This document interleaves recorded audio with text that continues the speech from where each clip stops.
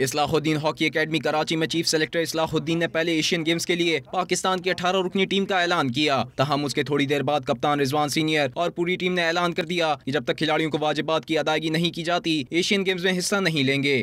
देखें जी, हम बात करेंगे डेली अनाउंसेस के बारे में, क्योंकि डेली अनाउंस 6 माह से हमारे जो ड्यूज़ हैं वो हमें सब खिलाड़ियों को पे नहीं हुए और हमने डिसाइड किया है कि हम एशियन गेम पे जब तक नहीं जाएंगे जब तक हमारे ड्यूज़ सारे क्लियर ना हों। ये नहीं कि आधे क्लियर होंगे फिर देंगे, नहीं, जो सब के सब जो 6 माह के हैं वो ड्यूज़ हमें अदा किए जाएँ, फिर हम एशियन गेम पे जाएंगे। इस मामले पर सख्त रद्द-ए-अमल देते हुए पाकिस्तान हॉकी फेडरेशन के सदर ब्रिगेडियर रिटायर्ड खालिद सज्जाद खोकर ने कौमी हॉकी टीम के खिलाड़ियों के तमाम बकाया जात देने का ऐलान कर दिया। उनका कहना था कि खिलाड़ी किसी साजिश में आए बगैर एशियन गेम्स पर फोकस करें। मैंने कभी अपनी बात जो की है उसके ऊपर अमल किया है और मैं ये आपको फिर बावर करता हूँ कि मैं ये जो पैसे हैं इनके ये क्लियर करूँगा। एज ए प्रेसिडेंट मेरी रिस्पॉन्सिबिलिटी है कि मैं इनका लुक आफ्टर करूँ और इनका ख्याल करूँ।